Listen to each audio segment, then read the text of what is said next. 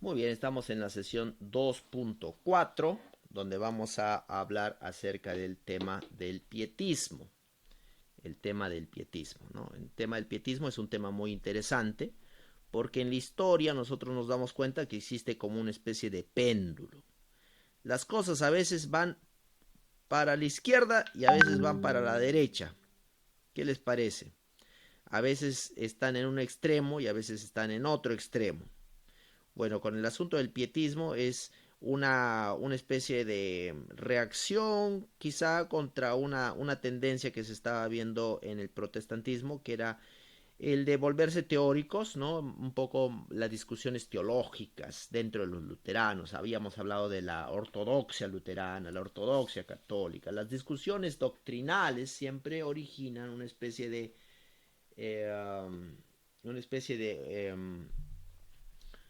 énfasis en la doctrina más que en la práctica, ¿no es cierto? Entonces, el pietismo es un poco una reacción a eso, una reacción a eso. Entonces, el péndulo siempre va en ese sentido. Y tenemos uno de los primeros, quizá que nosotros podemos decir de que siguió esta línea, ¿no? Es Felipe Spener, ¿no? Eh, Cuando nosotros hablamos de este alemán, ¿no? Un alemán luterano, teólogo luterano, prácticamente podríamos decir que él esencialmente él fue el fundador del pietismo, ¿no? En esta época interesante. Más o menos los años en los cuales él vivió, aquí están, ¿no? Los años entre 1635 y 1705. Eh, También él era escritor. Él era escritor y uno de sus trabajos, ¿no? Se llama, bueno, en alemán, ¿no? El alemán siempre es complicado, pero uno de sus trabajos era no sé cómo pronunciarlo, sería la Allgemeine Gottesgeschlehrt, ¿no? Una cosa así. No sé si a los alemanes siempre les gusta hablar así de una manera, o bueno, tienen no sé cómo pronuncian bien las palabras ahí. Confirma. Yo estudié alemán para el doctorado con la doctora Lily Ducan. Eh, es una tortura, hermanos, el alemán. Es pa- eh, Pastor, parece que se estuvieran atragantando a cada momento, ¿no? pero es una tortura para aprenderlo, pero ¿sabe qué cosa? Es un lenguaje muy altamente lógico. Entonces Pastor, uno puede entender la relación, cada vez que tú aprendes una lengua, en realidad no solamente aprendes la lengua, aprendes la forma de pensar detrás de la lengua. Es algo muy interesante. La lengua alemana refleja una forma de pensar que hay detrás de la lengua. Es una organización increíble del pensamiento. A tal punto de que la oración no tiene sentido hasta que no leas la última palabra. Cuando tú tengas la última palabra, recién ahí vas a entender la oración. Es increíble. Entonces, por eso cuando cuentan chistes alemanes, nadie se ríe hasta que la persona no ha terminado. Cuando terminó, recién se ríe, ¿no? Porque recién tiene sentido. profe, Pastor, Sí. la profesora Lily Ducan es de nacionalidad alemana. Buena pregunta. Ellos son judíos con bueno, no son judíos, sino son de descendencia judía con su esposo. eh, Aunque no sé si ella es pero Jake Stukan sí es, pero no sé si ella es, pero me parece que sí. Eh, eh, no estoy seguro si ellos son de descendencia alemana, pero ellos han aprendido alemán. Doctor Jake Stukan vivió en Francia varios años, él es francés. eh, Hablan varios idiomas, entonces no sé, no podría decirte. Pero es una mujer muy, muy interesante. Lily Ducan es una persona que habla sobre la música, continuamente habla sobre, es músico también. Muy bien, entonces Ah, sí, ha subido muchos ha artículos. escrito muchos artículos acerca de la adoración, de la adoración. Muy bien, entonces, hablando nuevamente aquí de este personaje, Felipe Jacobo Spencer, ¿no? Eh, este personaje eh, podría decir que estaba muy interesado en temas como filología, historia, filosofía. O sea, tenía interés en en varias ramas de la ciencia, ¿no? Filosofía, historia, filología. Incluso tenía un grado de maestría. Eh, eh, entonces, no me acuerdo del grado de maestría en qué lo hizo, pero él visitó varias universidades, ¿no? En Tübingen y Génova. Y nosotros podemos darnos cuenta que posteriormente él, en algún momento de su carrera, él se dio cuenta pues que lo que estábamos leyendo hoy día en la mañana, ¿no? En el versículo de Santiago, que la iglesia se había pues convertido en un aspecto muy teórico, ¿no? Muy, muy teórico. Entonces, él empezó a darle fuerza a estas ideas de un énfasis en la vida más espiritual, ¿no? Una vida más práctica. Más práctica, pero una vida donde uno practica lo que realmente dice, lo que él cree, ¿no? La La piedad. piedad, ¿no? La piedad. Entonces, hay una universidad que se llama la Universidad de Halle, eh, no, posiblemente no lo estoy pronunciando bien, Halle, Hall. Esta universidad fue fundada por su influencia. Imagínate, o sea que él llegó a ser bastante influyente porque en Berlín, en la ciudad de Berlín, este personaje fue considerado de mucha influencia. Se empezó a tener bastante influencia. Entonces la Universidad de Halle fue fundada por su influencia, ¿no? Entonces era influyente, tenía influencia, y él había experimentado un poco en su vida los ataques doctrinales, ¿no? De los luteranos ortodoxos, de los teólogos luteranos ortodoxos, porque siempre este asunto es así, ¿no? Uno va a los extremos por alguna razón, uno va a un extremo, ¿no? Hay alguna razón por la cual uno se vuelve a veces extremista en un lado, es porque tuvo una mala experiencia en el otro lado. Y generalmente lo que ocurre con las ortodoxias, ¿no? Querer ser ortodoxos ahí, es que genera anticuerpos. La gente se vuelve reactiva, ¿no? La gente ya no quiere estos extremos, no quiere estos extremos, quiere lo otro. Entonces, ocurre también en nuestra iglesia. Esto es, como pastor, es una lección muy importante, porque a veces cuando existen batallas doctrinales en la iglesia, esas batallas doctrinales, ¿no? ¿Quién está en lo correcto? Yo he pasado eso cuando, como practicante en una iglesia, no voy a decir cuál, en una iglesia, la iglesia estaba dividida, ya no se sentaba ni siquiera en las mismas bancas. Las bancas de la izquierda eran de una posición teológica, las bancas de la derecha eran de otra posición teológica, y metían a todas las familias, los pobres niños estaban involucrados en la batalla teológica de la iglesia. Pero podría decirnos de qué era el tema de la batalla.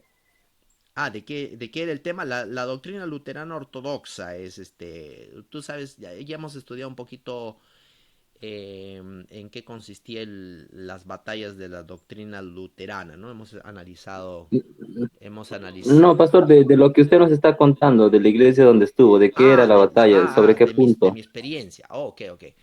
Entonces, en mi experiencia es el asunto no sé si ustedes se acuerdan, ¿cómo se llama este personaje que surgió aquí en Perú? Bueno, un movimiento el movimiento disidente fue una parte, pero después del movimiento disidente había un personaje que, ya me olvidé, tantos años han pasado, pero que continuamente se hablaba de la venida inminente de Cristo Jesús. Era un sobreénfasis en la venida de Jesús. Yo diría sobreénfasis porque porque hablaban de Cristo viniendo como los pioneros decían, ¿no? Ellos, Cristo viene en gloria y majestad, eso no hay problema. Esa parte estaba bien, pero la parte que estaba mal era el miedo que colocaba, porque ellos utilizaban un poco el temor, el miedo, y entonces eso estaba combinado con el vegetarianismo, con el que no es vegetariano no se va a salvar, y si no eres vegetariano no te vas a salvar, y la crítica, y ahí venía la crítica, y entonces empezaban a criticar unos a los otros porque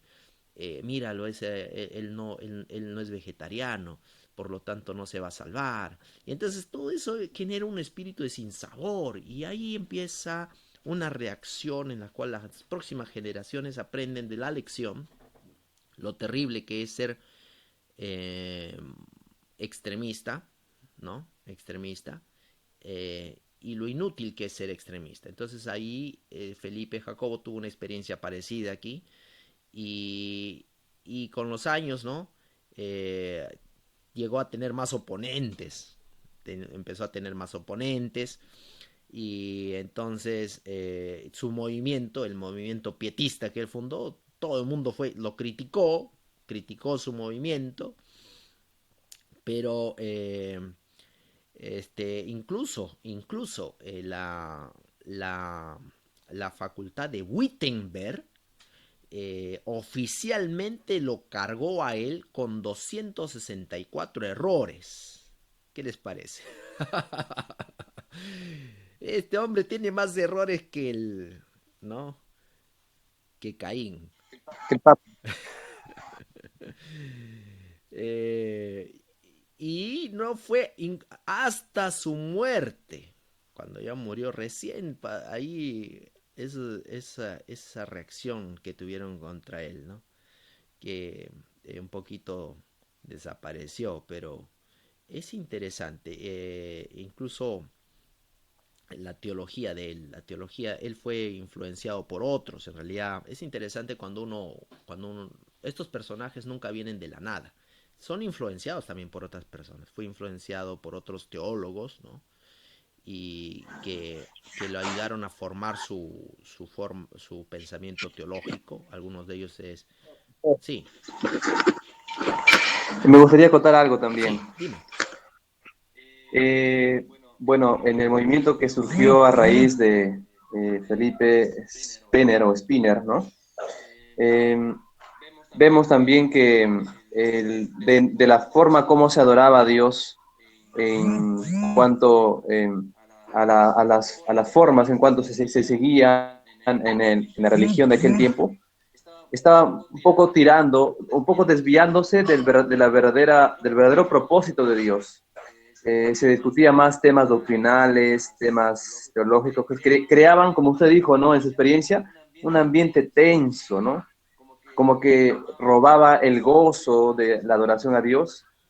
Y inclusive dice que se daba mucho énfasis a los escritos de Martín Lutero. Eh, entonces Spinner vio que es como que hoy en día le demos más importancia a Alemana White y dejemos de lado la Biblia.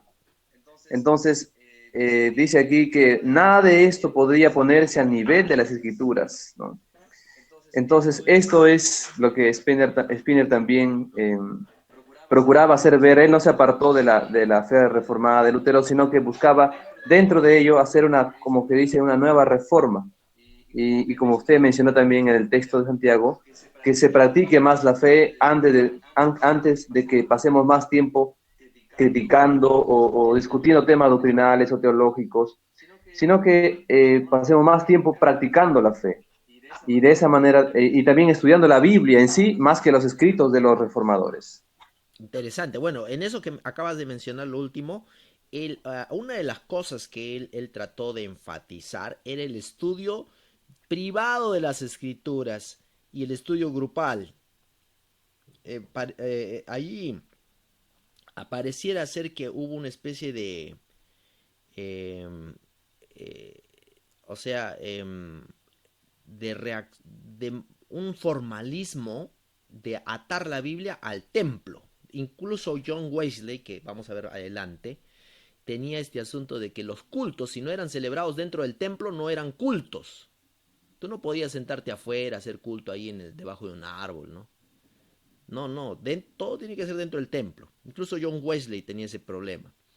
Entonces, nosotros nos damos cuenta que él le trató de enfatizar, Spencer, la devoción por el estudio de las escrituras.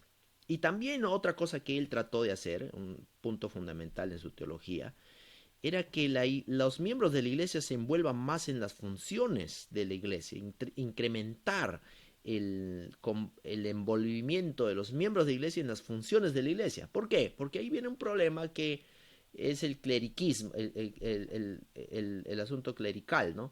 Solamente los que forman parte o son pastores o son personas entrenadas en la doctrina pueden hacer cosas de la iglesia. Pero Spencer dijo, no, no, no, ¿por qué? ¿Por qué? ¿Por qué tenemos que solamente los pastores? ¿Por qué solamente los que tienen cargos? No, todos pueden envolverse en las funciones de la iglesia. A mí me parece eso bastante bueno, ¿no es cierto? Desde el niño hasta el adulto, hasta el anciano, todos pueden envolverse en las funciones de la iglesia. Entonces, él enfatizó que debiéramos practicar nuestro conocimiento de Dios. Hay que practicar lo que nosotros vivimos, hay que practicarlo. Y otra cosa que él habló bastante es que hay que tratar de estar evitando estas discusiones, controversias teológicas, hay que tratar de evitar y hay que acercarnos en humildad, en amor, ¿no? Entonces, a ver, así escuchando nada más todos estos puntos, ¿qué les parece Spencer? Spener, perdón. ¿Qué les parece? ¿Eh? Pastor, Sí. una pregunta. Eh, ¿El pietismo fuera del cristianismo tiene sus orígenes aparte o inicia en el cristianismo? Porque creo que estaba leyendo algo que el pietismo también tiene sus raíces sociales. Y luego como que se hace ¿cómo se puede decir? Una copia, algo así, pero para el cristianismo. No sé si es cierto eso. Me gusta mucho tu pregunta por un sentido. En realidad, todos los eventos están interconectados, pero es como el Dios de la historia, ¿no? Dios de la historia sabe, levanta un pensador por aquí por alguna razón, porque dice Dios es el que ilumina los pensamientos de estos grandes luminarios de la tierra. Dios tiene una razón. Pero Felipe Spencer fue, por ejemplo, influenciado por otro hombre, ¿cómo se llama este hombre? Creo que se llama Johann, eh, que también era luterano, era un teólogo luterano, eh, que también escribió varios libros de devocionales en la vida cristiana. Entonces fue influenciado por otro luterano, también eh, otra persona que también influenció en él fue un teólogo llamado Lewis Balby. Y Lewis Balby tenía obras, una de sus obras se titulaba La piedad práctica, la piedad práctica, pero también era cristiana esa obra, o sea, es decir, estaba en el contexto del cristianismo, ¿no? Entonces no era humanista, Pastor, no era el humanismo. Entonces, por esas dos fuentes que les estoy mencionando, de Johann Arndt y Lewis Balby, me parece que Felipe Jacobo estaba fuertemente influenciado por fuentes cristianas, Sí. pastor, pastor, por lo que veo, por lo que hizo Felipe Jacobo, ¿no? Todo esto del pietismo, más parece una cuestión de reacción, más que de una cuestión teológica, ¿no? Él quería equilibrar, pero solo por la reacción, porque de ahí él se fue, me imagino, al otro extremo también, ¿no? Solamente acciones y nada de estudiar. Bueno, en realidad él enfatizó el estudio de las escrituras de manera grupal, en realidad él no abandonó, pero no, quizá los extremos no ocurren con los reformadores, sino ocurren con los seguidores. Ese es el problema.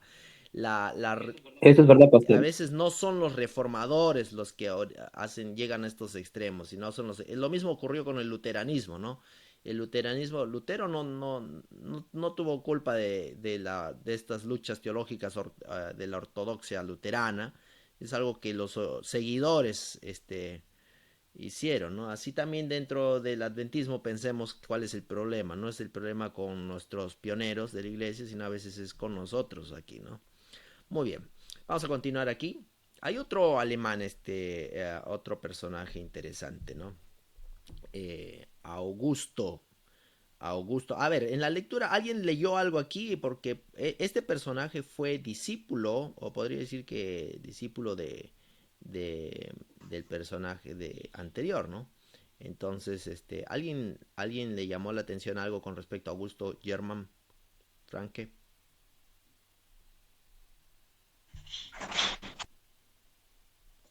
Que no Pastor, estaba. no sé si él Era fue, el más afín a la ortodoxa luterana. No te escuchamos bien, ¿puedes repetirlo, por favor?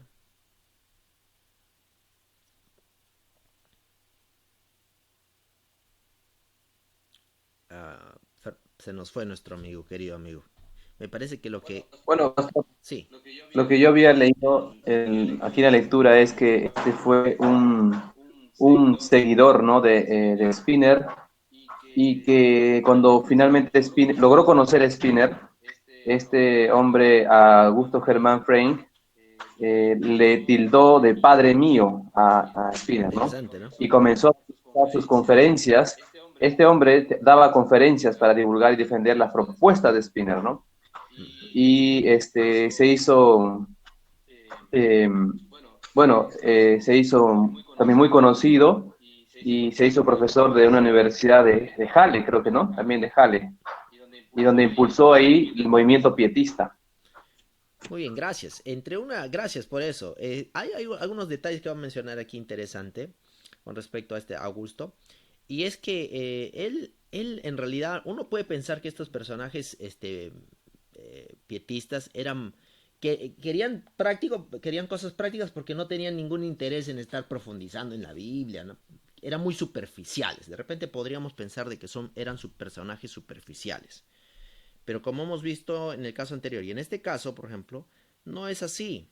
Este personaje tenía un interés muy especial en el hebreo y en el griego.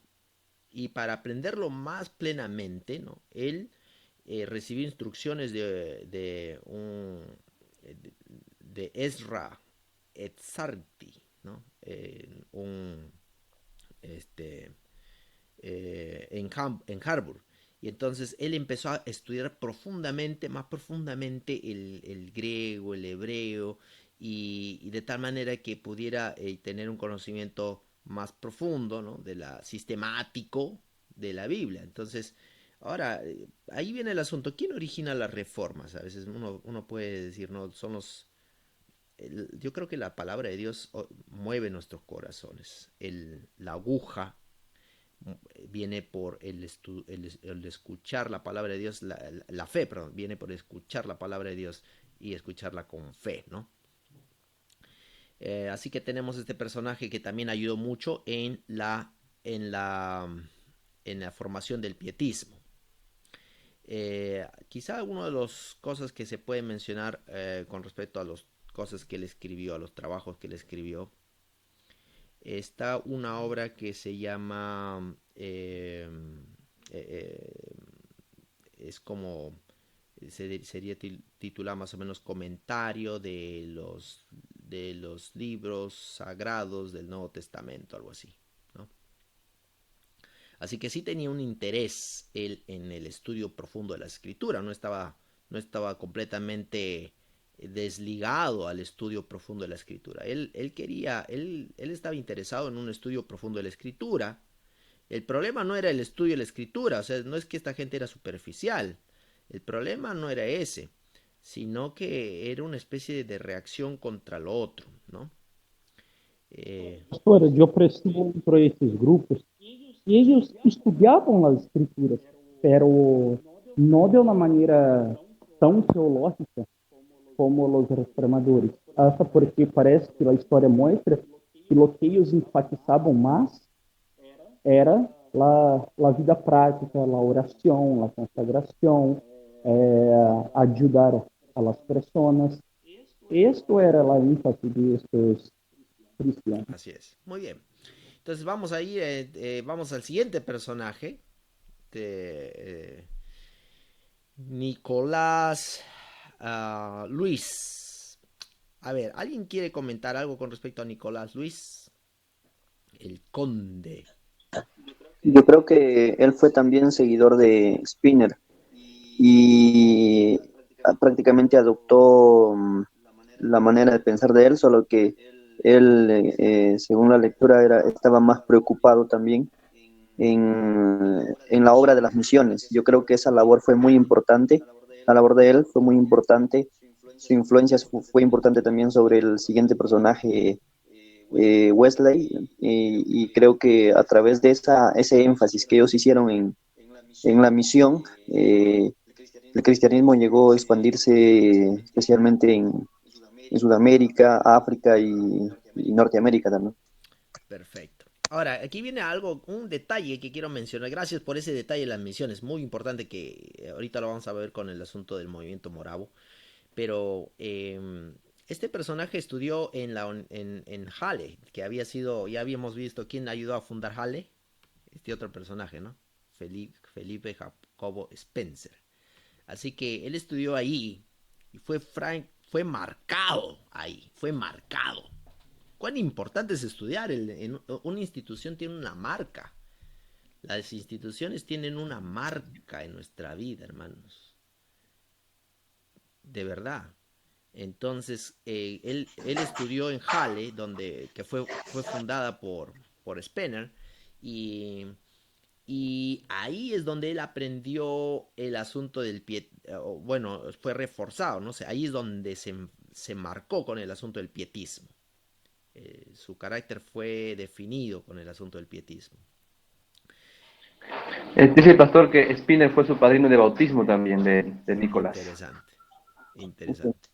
Entonces había una relación ahí, ¿no?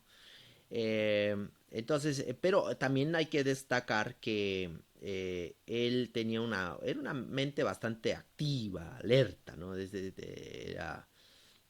Tenía además conexiones, era una persona bastante relacionada, ¿no? Pero él empezó, digamos, un asunto de una preocupación por el asunto de las misiones, de ir a llevar el evangelio, o sea, de manera práctica, porque ya ¿qué hacemos aquí encerrados, no discutiendo teología entre nosotros? Esa es la base del pietismo, ¿no? ¿Qué hacemos discutiendo teologías entre nosotros? Si hay tanta gente que necesita escuchar, vamos a la misión, vamos a la misión. Así que eh, ahí el movimiento moravo fue uno de los movimientos que dio impulso a las misiones. El movimiento moravo. Incluso el movimiento moravo fue muy importante en la evangelización, quizá en el establecimiento de las misiones en todo el mundo. Porque ese era el asunto. ¿Para qué vamos a estar discutiendo tanta teología aquí entre nosotros? Vamos a llevar la palabra de Dios a todos los lugares. Y justo en esta época, ¿no? Es interesante cómo Dios conoce en qué momento deben ocurrir las cosas, porque esto ocurrió casi al fin de los 1260 días, en la profecía de Daniel, ¿no? Los 1260 días supuestamente se iban a terminar de cumplir en el año 1798, ¿no? La revolución. 98. ¿No es cierto? Entonces, y aquí estamos viendo este asunto, el deseo de ir, de salir de nuestra cajita de discusiones teológicas y vamos a la práctica, a hacer misión, vamos a hacer misión, vamos a ir al mundo, vamos a quemar el mundo con el evangelio. Y el movimiento moravo surgió como un movimiento que el énfasis del movimiento moravo era pues eso, ¿no? Ir y proclamar al Cristo crucificado a todo el mundo. Y a tal punto que en Estados Unidos, justo en esta época también, cuando estaban en las colonias se estaban desarrollando, las colonias americanas. Recién Estados Unidos estaba en un momento de expansión, se estaba expandiendo. Y también Estados Unidos se estaba independizando de Gran Bretaña, ¿no? Era un momento histórico en la vida americana, la independencia de Gran Bretaña. Entonces, en esos momentos, Estados Unidos también quería, pues, um, estaba enfrentando un problema de racismo. ¿Por qué? Porque ellos estaban eliminando a muchos indígenas, los pobres indígenas estaban siendo eliminados. Entonces, el movimiento moravo tenía la idea de ir a predicar a los indígenas. Vamos a predicar a los indígenas. En vez de, o sea, ellos veían como muchos blancos eliminaban a los pobres indígenas, pero el movimiento moravo trataba de alcanzarlos con el evangelio. Entonces, ahí vemos una labor muy interesante, loable realmente, una labor bonita de tratar de llevar el evangelio. Es bajo... Pastor, e ellos llevavam o evangelho diferente da igreja católica, né? Porque a igreja católica forçava, obrigava, hasta matava os indígenas a aceptarem o evangelho. Los moravos não. Así es, era una obra más de convencimiento, ¿no? De convencer a la gente, ¿no es cierto? Muy bien, entonces, y justo ahí surge el movimiento moravo, y alguien que se pone, aquí viene el asunto. ¿Quién me puede decir algo así? ¿Qué relación hay entre los moravos y Juan Wesley? ¿Alguien me puede decir? Seguro que lo han visto. Le dio miedo. No, Claro, al parecer le sorprendió la fe de los moravos. Creo que en un viaje que estaban haciendo en esas misiones invitaron a Juan Wesley, porque también era un joven bastante misionero, y en medio de esa tormenta él vio, ¿no? Se sorprendió de la fe que tenían estos moravos y desde ahí se cuestionó y bueno, llegó a convertirse y todo lo que hizo. Interesante. Interesante eso, pastor, porque él ya era teólogo, ya era pastor, y se quedó admirado, incluso se impresionó no solamente de la fe de ellos, de los moravos, sino especialmente de su condición, porque él creía que prácticamente su fe era muy vacía, ¿no? Muy poca. Bueno, o sí, vamos. Joe Wesley não se considerava convertido, né? Porque ele empieza a perceber, uau, eu estou amando mais minha própria vida. Então, ele habla, eu não estou convertido. E através do exemplo de los hermanos moravos, ele queda com essa atitude em mente, com esses exemplos, e chega na hora que aí sim, ele sente que tuvo um encontro com Cristo. Ele se sente perdonado.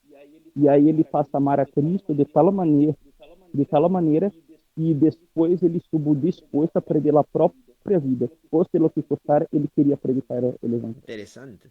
Ahora, hay algo interesante aquí con Juan Wesley, es que ¿no? En ese viaje que ustedes mencionan, cuando los moravos estaban yendo a predicar a los indios, ya la embarcación iba a naufragar, había un miedo. Este hombre estaba con miedo de perder su vida. Era un pastor con miedo de perder su vida. Mientras que los moravos no tenían miedo.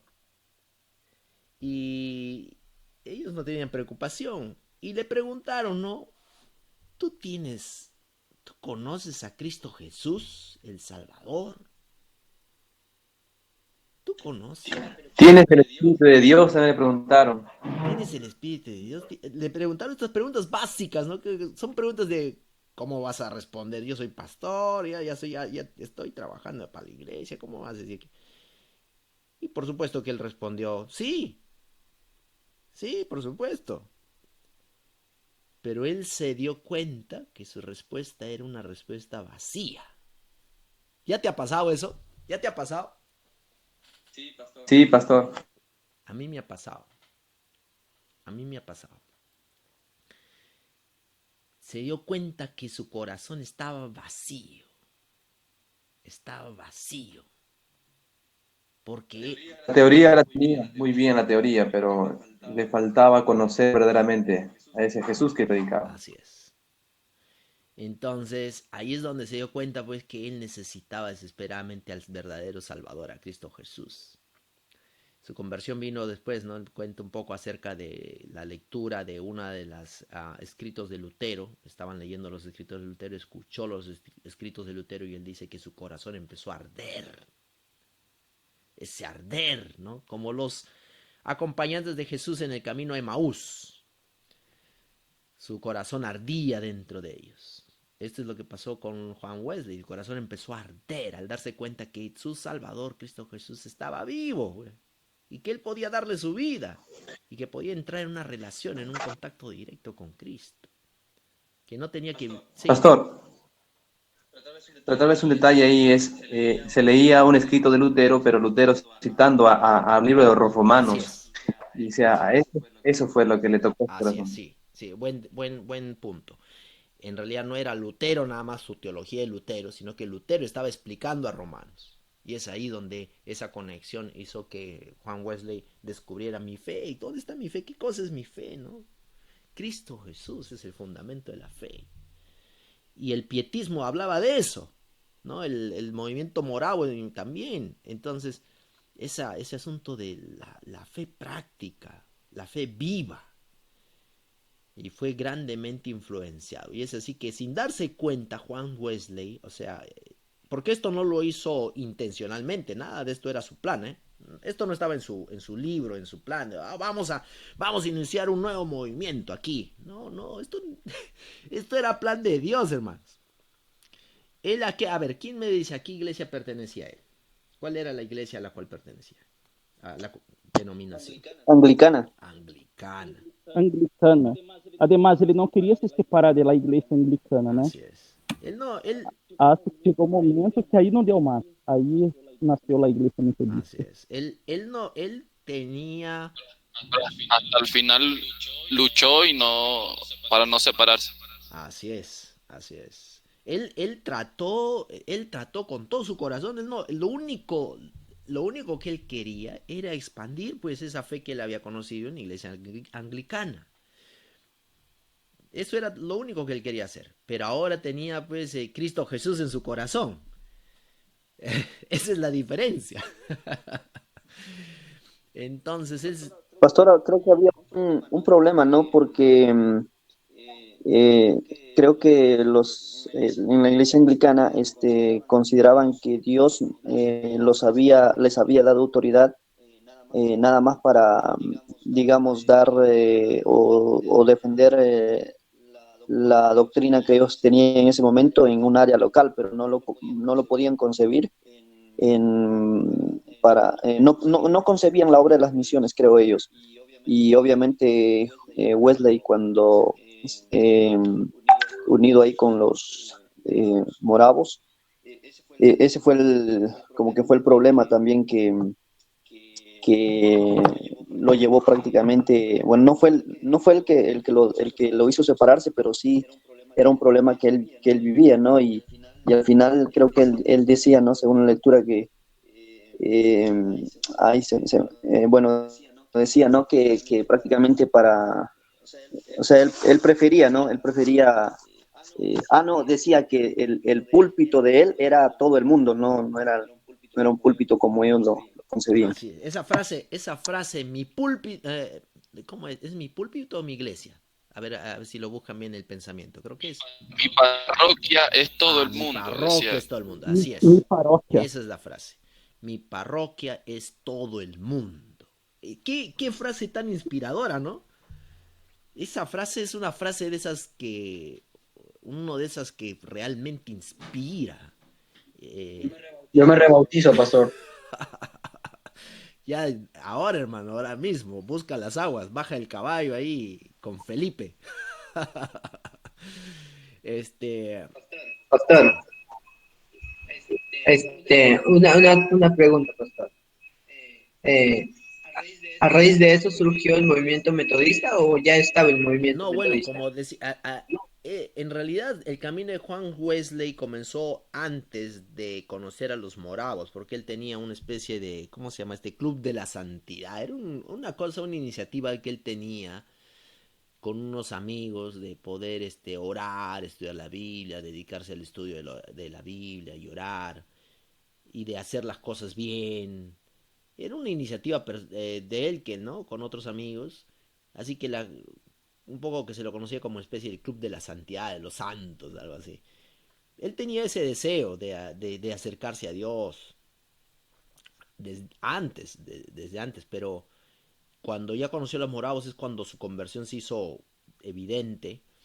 Eh, entonces, pero él no tenía intenciones de hacer algo diferente a lo que él conocía, que era la iglesia anglicana, ¿no? Él quería continuar siendo un buen anglicano, pero Dios decidió que él tenía otros planes para él. Él quería ser un buen anglicano, eso es todo lo que él quería hacer. No, pero Dios dijo, no, hermano, yo tengo planes más grandes para ti, no quiero que solo seas un buen anglicano. Entonces, él sin darse cuenta, porque su plan era predicar, expandir, después de que ya entregó se convirtió, su plan era expandir el evangelio en los momentos, en los cultos, cuando la iglesia no tenía cultos, porque estaba en ese tiempo estaba esta creencia muy firme, muy rígida, de que la palabra de Dios solo podía ser predicada dentro del templo, no fuera del templo, sino dentro del templo. Y todo tenía que ser en orden, ¿no? Todo tenía que ser con orden y con decoro y dentro de la iglesia. Entonces vienen los moravos que se ponen a hacer culto debajo de un árbol, en el campo, ahí, y Wesley no le gustaba esta idea de estar yendo afuera, haciendo cultos en todos los lugares, porque él pensaba pues que hay que hacerlo en el templo, ¿no? En el templo. Pero en orden y en decoro, ¿no? El protocolo, ¿no? Pero poco a poco fue cediendo, siendo influenciado por los moravos, y sin darse cuenta él inició una cosa que no podía controlar, ya no pudo controlar lo que ocurrió después, porque el movimiento metodista, que fue el movimiento que él inició, digamos, bajo la influencia de los moravos, la idea era simplemente reunirse en grupos y estudiar la Biblia.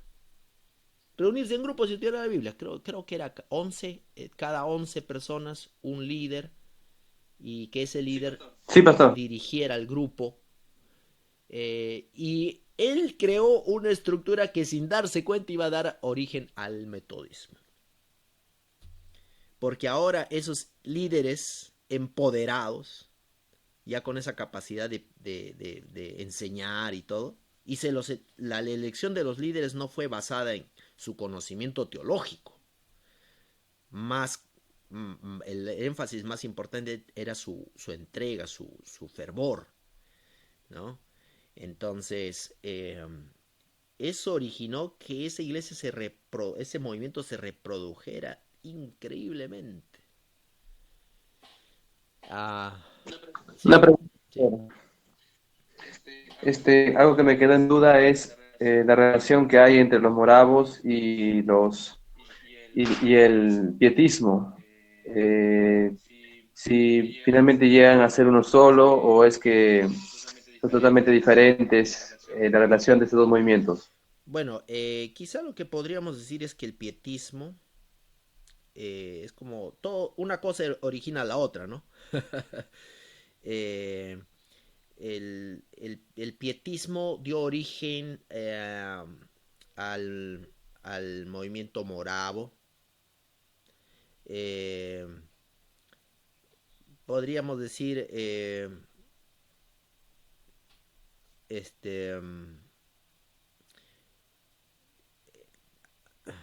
quizá la relación es un poco compleja. No podría decir de causa-efecto así tanto como de causa o efecto. No es que el pietismo directamente originó totalmente el movimiento moravo, pero lo que podría decir es que es así como las aguas del río Complemento. llegan a un momento en que se unen, ¿no? Se unen y forman un solo cauce, ¿no? ¿No es cierto? Algo así. Buen ejemplo. Sí. Entonces, el movimiento moravo es un movimiento que tiene sus propios también orígenes y todo, pero, pero creo que complementaron muy bien con el asunto del movimiento pietista. Y eso lo vemos aquí con Juan Wesley. Juan Wesley, una vez influenciado por los moravos, que también estaban, y también tienen la influencia también del movimiento pietista y el soporte del movimiento pietista en algunos aspectos. Wesley mismo fue influenciado por esto y inicia otro movimiento, el movimiento metodista, que después se convirtió en la iglesia metodista. Así es, increíble. Y dentro de la iglesia metodista nosotros tenemos una hermanita que leemos sus libros, ¿no? Ok. Cierto. Así es que es muy interesante. Sí. La lectura mencionaba que él era calvinista, ¿verdad? O era una mezcla. Sí, era calvinista. Tenía Sigue, te estabas diciendo algo interesante. Uy, justo cuando estaba a punto de dar su frase célebre, se fue. Él era calvinista en relación a su doctrina, pero era una mezcla en realidad. Juan Wesley es una mezcla interesante porque él era calvinista en el sentido de que las obras cuentan. O sea, no, sin obras no tenemos. Juan Calvino hablaba mucho de las obras como evidencia de que tú has sido predestinado. Porque si tú has sido predestinado debes tener obras. Si no, no has sido predestinado. Entonces, muéstrame tus obras para ver si has sido predestinado o no has sido predestinado. Entonces, ahí está el énfasis en las obras. Pero pero allí todavía le faltaba este componente del Cristo vivo, ¿no? El Cristo vivo, que él después lo agarró con los moravos y, y se complementó. Entonces hay varias cosas que se complementaron en Wesley. Es como una especie de amalgama de varios aspectos doctrinales. Sí. Muy bien, jóvenes, vamos a quedarnos aquí. Que Dios nos bendiga este día. Hemos revisado un momento importantísimo en la historia de la iglesia, el movimiento pietista. Dios nos ayuda a practicar la fe. La fe sin obras es muerta, dice el apóstol Santiago. Que tengan un lindo día. El Señor sea con todos ustedes.